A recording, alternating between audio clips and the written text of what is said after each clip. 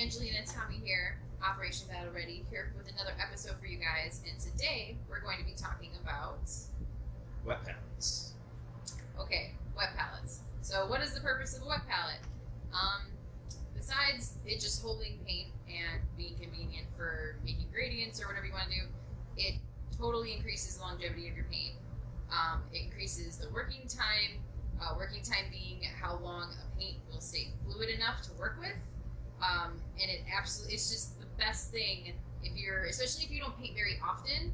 Like, I take a very long time to paint, and I can have a paper in my wet palette for like 3-4 weeks. And the paint will still be working 4 weeks in. Like, I don't have to put fresh paint in there. So it saves you money too. It's pretty awesome. Alright, the first thing we're going to talk about is the components of a wet palette. There's basically two options you've got. You've got the Masterson Stay Wet palette that you see in front of you here. Looks like this. And a lot of people like to do a homemade wet palette out of a Tupperware and a couple kitchen sponges. Totally works too. Yeah, the exact difference being none. It's a matter of which Tupperware you like best. I like this one. I like its low walls, and I like its surface area. Otherwise, it's no different than any other Tupperware, but if you make one yourself out of a Tupperware, I do recommend trying to get a rectangle. You're just going to have more space to do blends and gradients on them. And then you have the sponge. Masterson makes a special sponge for their wet palette. And one of the things I like to do, and if you make your own and use kitchen sponges, you won't even need to do this. This will kind of already be set up. But I cut this Masterson sponge, I cut it down so I can see kind of like troughs on the sides. Right? The purpose of that is a lot of people I've noticed don't use enough water in their wet palettes. I like my sponge in standing water. And if I don't see standing water, I'm going to add more water. So I use that as a gauge, and that's why I like to be able to see that. If you use the homemade method and get yourself kitchen sponges and a Tupperware, that's already probably going to be like that because those sponges aren't going to lay in there perfect, and that's actually a feature, not a bug. And then we have the paper. Masterson's does make their own paper. This paper is inappropriate for our uses. The paper they make is for heavy-bodied acrylics. Miniatures paint are not heavy-bodied. They are ground too fine, and that will go right through and seep in to the Masterson paper. What that does is it blocks moisture from coming up through from the sponge, and by clogging the paper, it dries the paint out. And also, if anybody's ever had a wet palette in the past and you notice, oh, my paint was showing up on my sponge, it could have probably been the paper. It was just seeping through it. Yeah, what we use is trusty old parchment paper. Trusty old parchment paper. We cut it to the same size as our sponge. If you noticed, the Reynolds there that I had was non-stick. Non-stick is a coating. So what I do is I boil it in water for 5 to 10 minutes, and that gets rid of the waxy coating. It allows the paper to be more permeable and let the moisture through like it's supposed to. It also will help prevent curling under most circumstances. I know normally if you lay that parchment paper down on top of any sponge, it curls right away. That curl is temporary, by the way. If you just roll it back out and hold it flat against the sponge, once the paper absorbs all the moisture, it will lay flat. So she's going to go ahead and add the water to her wet palette.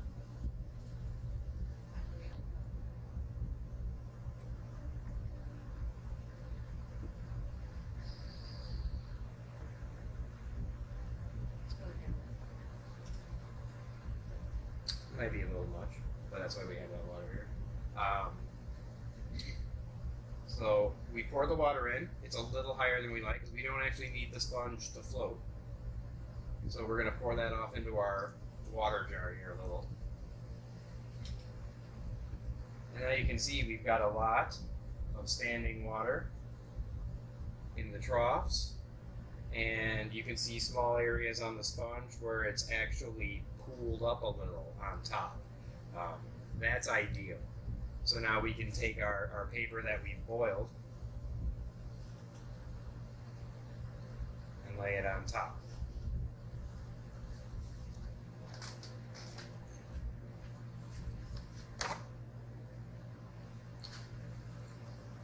Actually, one thing I like to do too is if I have too much standing water on top, you like to wipe it down a little, just because some of those big water droplets can be way more moisture than you're looking for.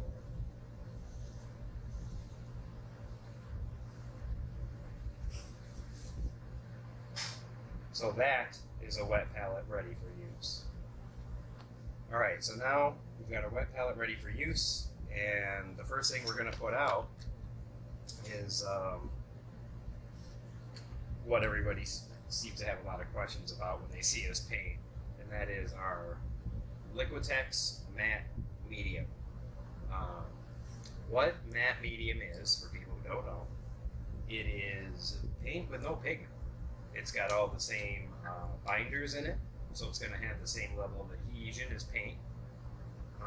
When you thin with just water, you immediately lose the other properties of the paint as well, the adhesion, the binders that keep the pigment molecules together.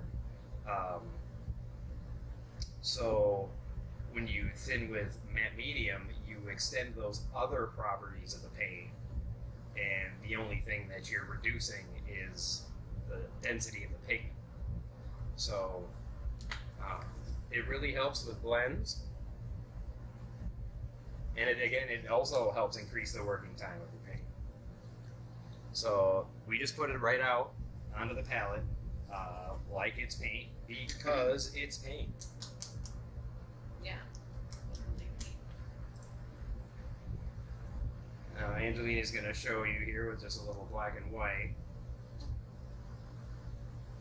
how we do work with a wet palette.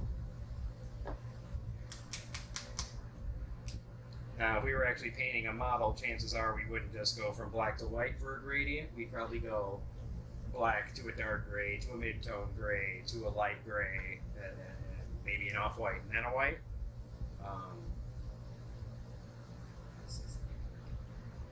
Yeah, this is going to be dirty. But it's a good example. So she's starting to swirl the paints together, create her gradient.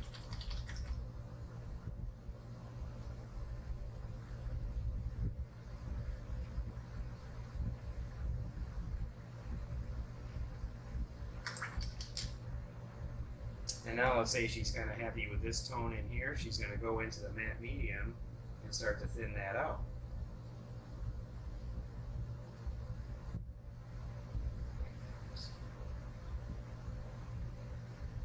Okay, and now what she can also do, and would often do, is she's going to just touch her brush in the water just to get a little bit on the tip there, and add that to that as well. Because we don't necessarily exclusively thin with a matte medium. It's an ingredient in the thinning.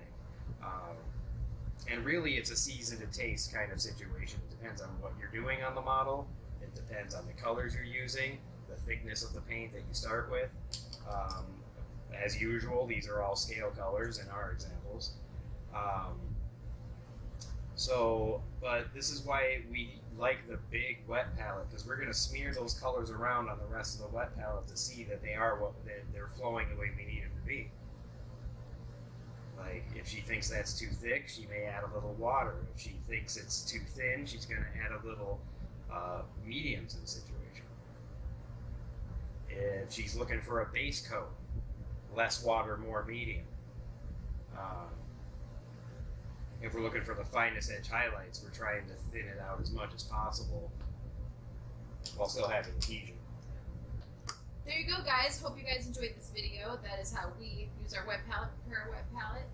If you like this video, click the like button down below and subscribe. I'd like to thank all of you amazing subscribers and our amazing patrons on Patreon. This is why we're able to do this, because of you guys. We love you all. Yeah. Right on, everybody. Right on. I got this. Find yourself.